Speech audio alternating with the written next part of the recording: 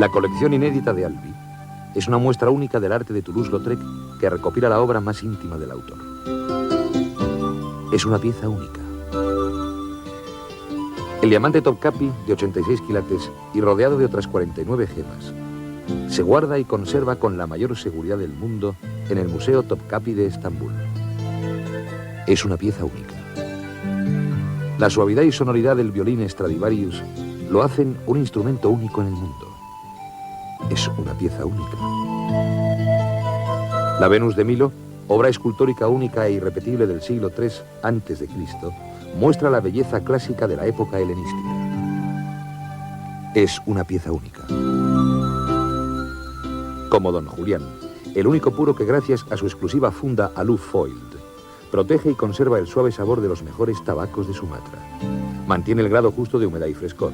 Permite llevarlo sin deteriorarse y tener el placer de ser el primero en tocarlo y encenderlo. Los puros Don Julián, por su cuidada elaboración y por su exclusiva funda protectora, son únicos. Como la colección de grandes pintores del Museo del Prado, que en esta segunda edición nos muestra la vida y obra de Fortuny y Rosales, dos pintores españoles muy diferentes que dejaron tras de sí un buen número de obras extraordinarias. Fortuny, entusiasmado por la expresión de los efectos de luz mediante colores puros, alcanzó cimas impresionistas. Rosales, pintor de colorido sobrio, logró realizar obras históricas de gran belleza y fuerte equilibrio. El Bosco, pintor holandés de una imaginación exuberante, está considerado como el más extraordinario pintor de temas fantásticos de todos los tiempos. Contemporáneo de los grandes pintores del Renacimiento, sus temas, de espíritu claramente medieval, están llenos de originalidad y fuerza expresiva, creando un mundo de imágenes delirantes a base de un realismo fantástico y un rigor crítico de vocación moralista. Veronés y Tintoretto, dos grandes exponentes de la escuela veneciana. Fueron elegidos para renovar el Palacio Ducal, después de los incendios de 1574 y 1577. Autores de grandes obras bíblicas, alegóricas e históricas, su gran arte está impregnado por la vitalidad, el esplendor y el espíritu de la Venecia de su siglo. Tiziano, el más grande de los pintores venecianos y el fundador de la pintura moderna. Tiziano es autor de grandes obras, llenas de vigor y de fuerza. A través de su larga vida, su arte evolucionó profundamente desde un estilo bellinesco de primera época hasta una técnica casi impresionista en sus últimas obras. De Fra Angelico a Rafael, dos grandes maestros de la pintura primitiva italiana, desde la simplicidad didáctica de Fra Angelico hasta la apoteosis romana de Rafael. Un extraordinario ejemplo de lo que fue el Renacimiento clásico y una gran expresión del humanismo en la pintura. Velázquez, príncipe indiscutible de la escuela española. Velázquez es un gran creador, sobrio y deslumbrante. Su obra constituye una lección inolvidable de armonía, color y espíritu renovador en temas y estilo. Sus retratos son fiel reflejo de los personajes de la corte y una buena parte de la sociedad de su época y tienen esa técnica depurada que solo los grandes pintores son capaces de inmortalizar en su obra. Pintores que han dejado una huella imborrable en el terreno del arte. La colección Grandes Pintores del Museo del Prado es única, como Don Julián. Puros Don Julián son únicos.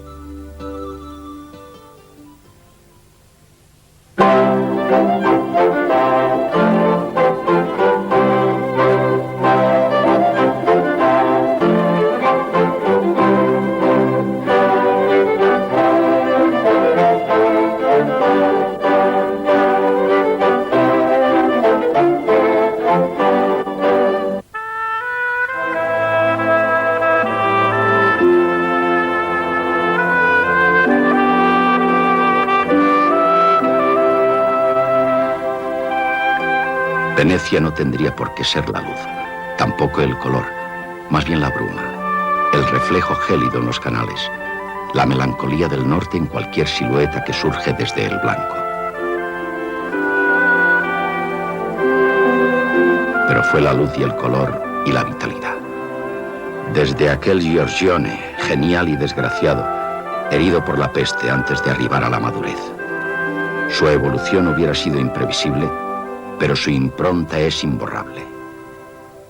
Y Tiziano, discípulo de Bellini, es sin embargo heredero del espíritu de Giorgione, de su vitalidad, de su captación privilegiada de la luz natural. Esa luz que será desde entonces patrimonio también de la escuela española e identificación definitiva de la escuela veneciana, una de las glorias del Museo del Prado de Madrid.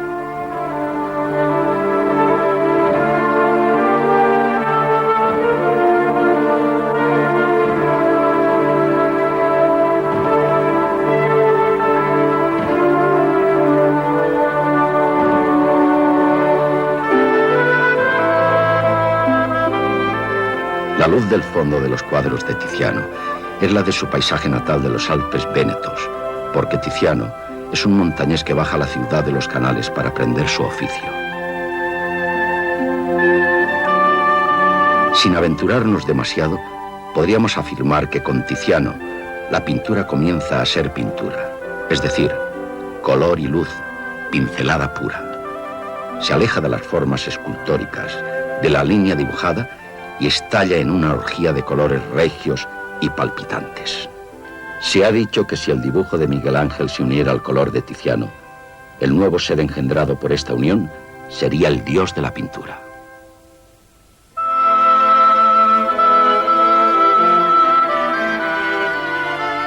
Pero no podríamos entender a Tiziano sin acercarnos a la Venecia del siglo XVI. Una ciudad libre, alejada de guerras e invasiones, rica y cómoda, engrandecida por el poder de su flota, el dinero de sus mercaderes, la independencia de sus duques. Venecia, papisa de las ciudades, como dijo de ella Aretino, porque Venecia es femenina, acuática, voluptuosa.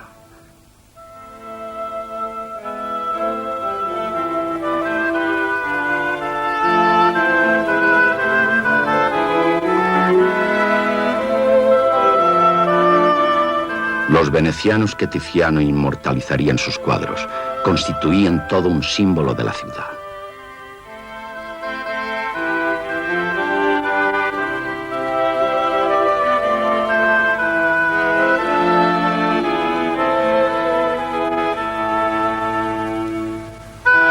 Tiziano es un pintor renacentista, aunque por momentos se adelante al barroco, aunque por momentos se adelante a la modernidad misma con sus brochazos impresionistas.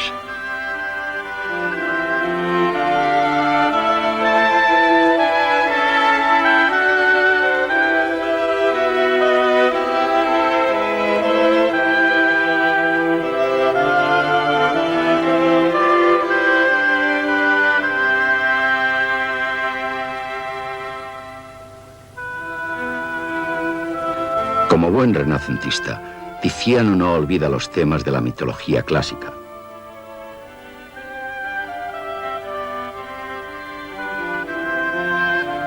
El culto a Venus será olvidado por otras escuelas italianas y pasa a Venecia. Por encargo de la controvertida Lucrecia Borgia, a través de su tercer marido, el duque de Ferrara, Tiziano realiza dos cuadros cuyo leitmotiv es la diosa del amor.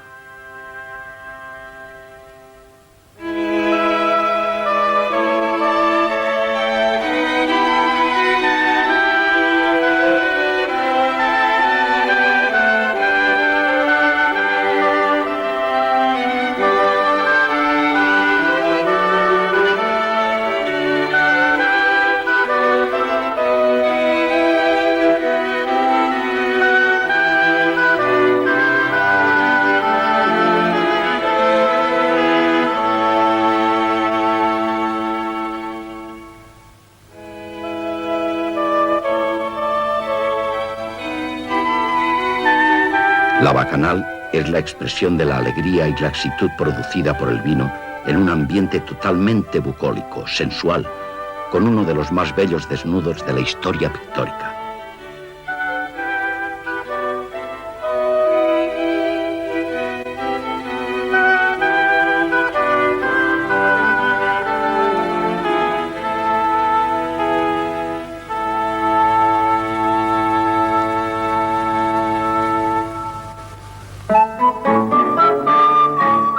jarra de cristal hasta el retrato de la amiga del pintor, Violante, todo es veneciano y clásico.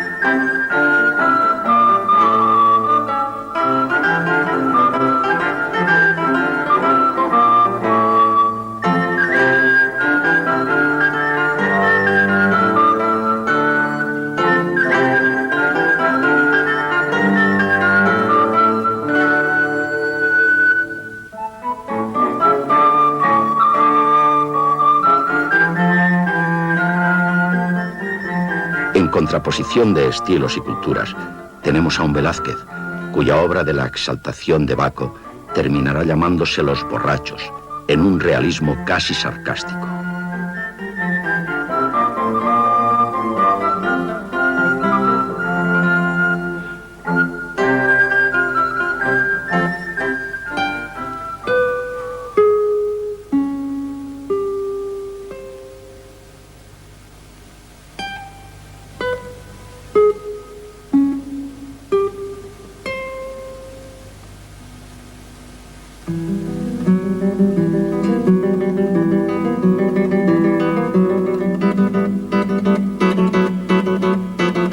En la ofrenda de los pequeños cupidos a la diosa del amor, se pone de manifiesto la vida en la isla de Argos, dominada por Baco, cuyo río es de vino y en sus orillas crecen tirsos, distintivo de las bacantes y más tarde de las llamadas brujas, los cuales han sido confundidos con prosaicas escobas.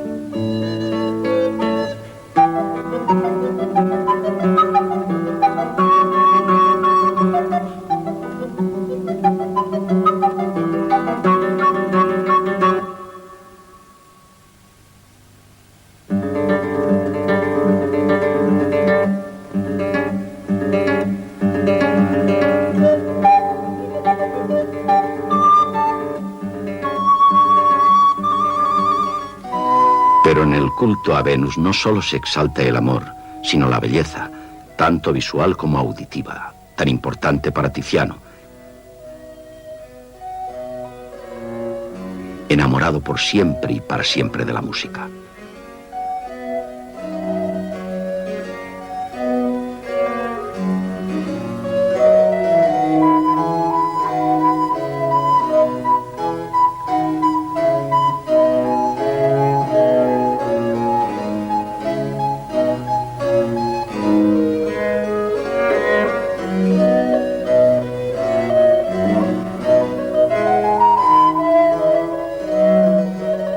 Estos cuadros de las Venus fueron encargados extrañamente por Felipe II.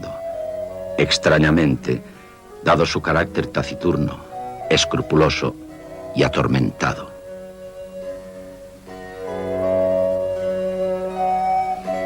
También Dana es fruto del deseo del rey Felipe. A Cristo, señor de Argos, había de ser muerto por su nieto según una predicción oracular. Para que el destino no pudiera cumplirse, encerró a su hija Danae, de modo que ningún hombre pudiera tener acceso a su cuerpo.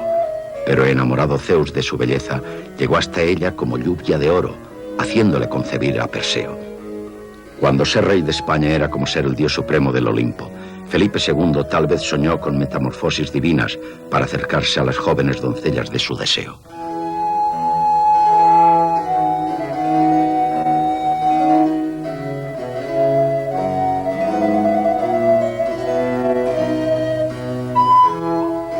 Por fin Venus y Adonis, en el que la amante diosa intuye malos presagios cuando Adonis se encamina a la caza que supondría su muerte.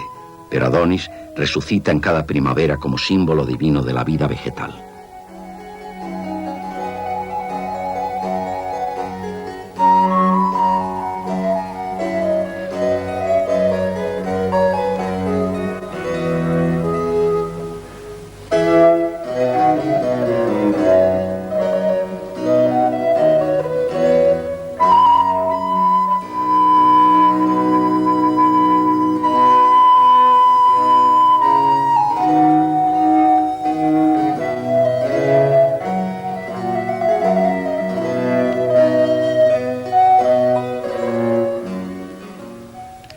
En contraste con los gustos sensuales de Lucrecia Borgia, María de Hungría, hermana del emperador Carlos y gobernadora de Flandes, encarga a Tiziano los cuadros llamados de las Furias. Ignoramos la intencionalidad de la gobernadora al encargar estas representaciones de la mitología clásica, pero es factible una interpretación política y moralista, ya que Ticio es castigado por su desmedido apetito sensual y Sísifo por revelar los secretos del consejo de los dioses.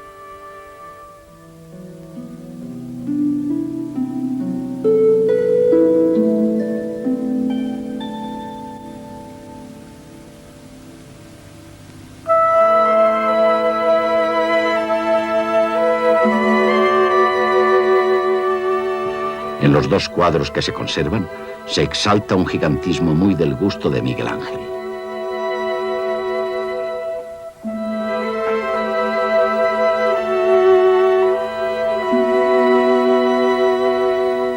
Al igual que la mitología clásica, la Biblia también constituye una fuente de inspiración para los pintores renacentistas, debido a la tradición cristiana europea y a las grandes posibilidades de representación que su historia nos ofrece.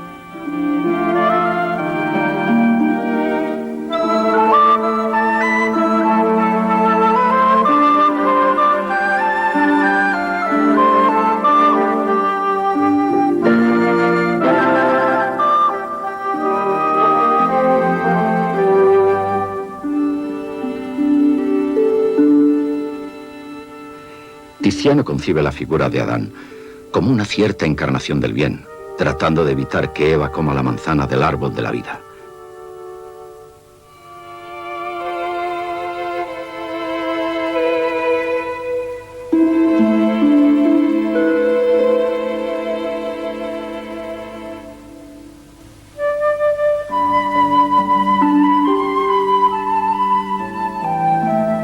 Rubens tampoco pudo evitar el copiar esta escena religiosa.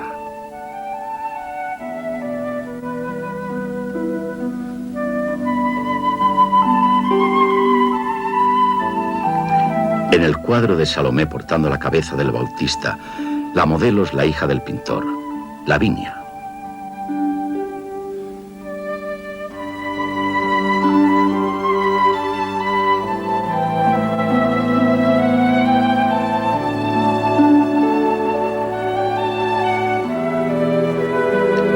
Pero tal vez la más bella obra de carácter religioso es la que representa a Santa Margarita saliendo de las fauces del dragón gracias al signo de la cruz.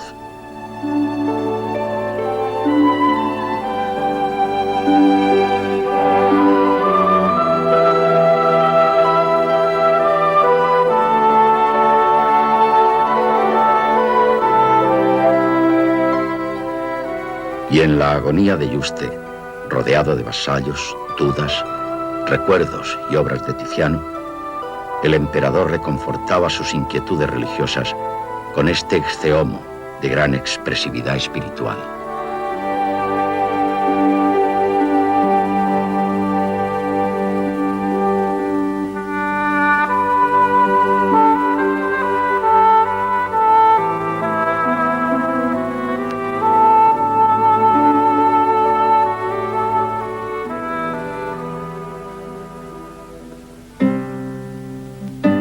Pero es en los retratos de corte en los que podemos admirar toda la grandeza y evolución de Tiziano. Carlos V, camino de Roma, aquella Roma saqueada por los ejércitos españoles, se detiene en Mantua y al ver el espléndido retrato de Federico Gonzaga, se acerca a Bolonia para hacerse retratar por Tiziano. Aparece en este cuadro como hombre de corte, posiblemente con la misma ropa con que había sido coronado poco antes como rey de Lombardía. Clemente VII, después de la gran humillación del saqueo de Roma, es forzado a coronar emperador a Carlos en 1530 en la ciudad de Bolonia.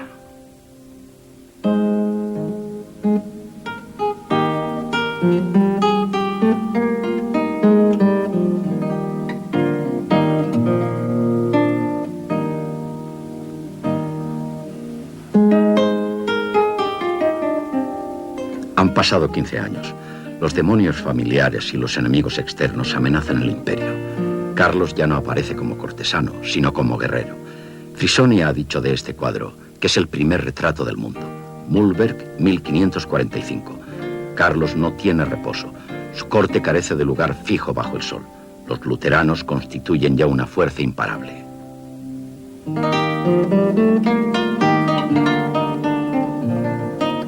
En contraposición, el retrato del elector Juan Federico, el gran derrotado de la fugaz victoria de Mühlberg.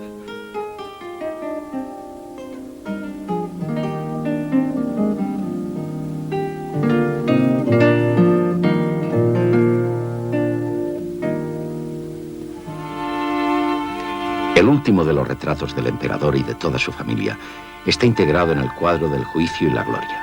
En él la Virgen intercede por el emperador. Esta representación recrea un arcaico principio mítico, común al hombre de la caverna, que pinta sus deseos, sus necesidades, para que sean cumplidos. El emperador estaba a punto de abdicar en su hijo y dedicarse a la única misión de salvar su alma. Aquejado por la enfermedad de la gota, tal vez arrepentido de su insaciable glotonería, este cuadro sería en Yuste uno de los más requeridos por él. Un día, cuando lo contemplaba, dicen que volvió el rostro a su médico Matis y dijo: «Malo me siento, doctor». Y añade la crónica que de allí lo llevaron a la cama, de donde no se levantó sino fue para la sepultura.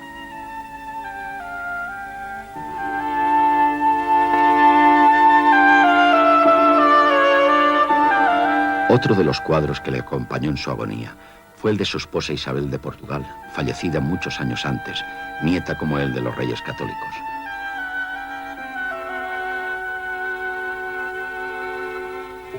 La gema que adorna su pecho fue comprada en América a Pedrarias Dávila, el que hizo decapitar a Núñez de Balboa. La muerte de la emperatriz, muy querida en la corte, afectó profundamente a Carlos e hizo retirarse del mundo a Francisco de Borja.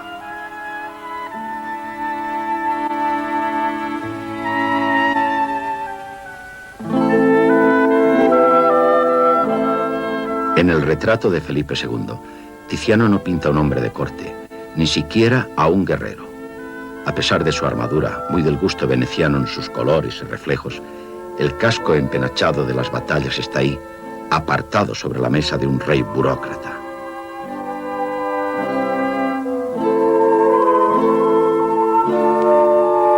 El sol no se ponía en sus dominios y Felipe debía administrar sus estados fundamentalmente. Poco tenía ya que conquistar, solo defender sus fronteras desde un monasterio, el Escorial, sus fronteras y la fe. Consta que este retrato no gustó a Felipe, tal vez por la captación que hizo de su mirada Tiziano.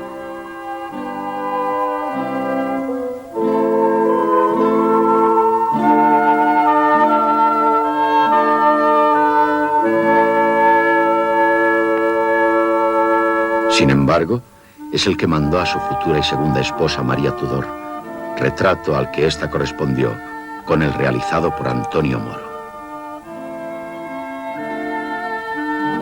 La armadura es la misma que luce el conde de Benavente en el cuadro pintado por Velázquez.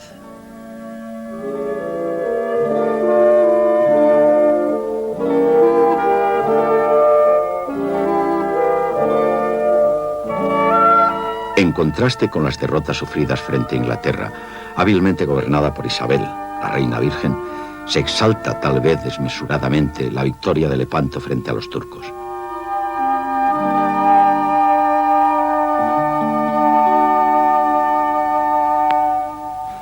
Felipe no había estado presente en la batalla naval, delegando toda la responsabilidad en su hermano bastardo Juan de Austria, pero conmemora la victoria en este cuadro que representa el ofrecimiento del recién nacido don Fernando, heredero del imperio, después de muerto el desgraciado don Carlos. Parece que este cuadro fue realizado sobre un diseño de Sánchez Coello.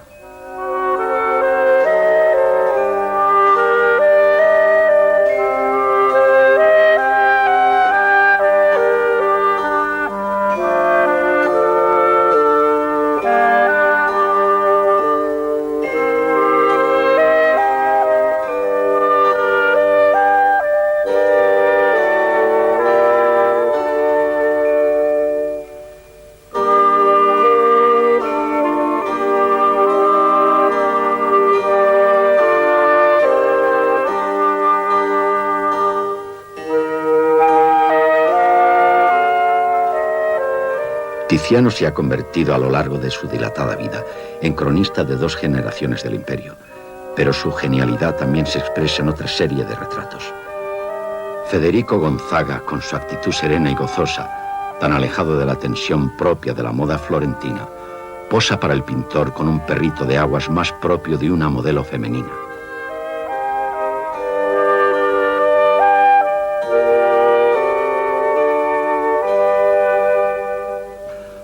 O el del marqués del Basto, don Alonso Dávalos, descendiente del condestable de Castilla en tiempos de Juan II, cuyos hijos marcharon a Nápoles con Alfonso el Magnánimo de Aragón. Aquí emplea la fórmula del advocatio Augusti, que aparece en las monedas romanas y que refleja el momento en que el marqués se dirige a los mercenarios que van a intervenir en la campaña de Hungría.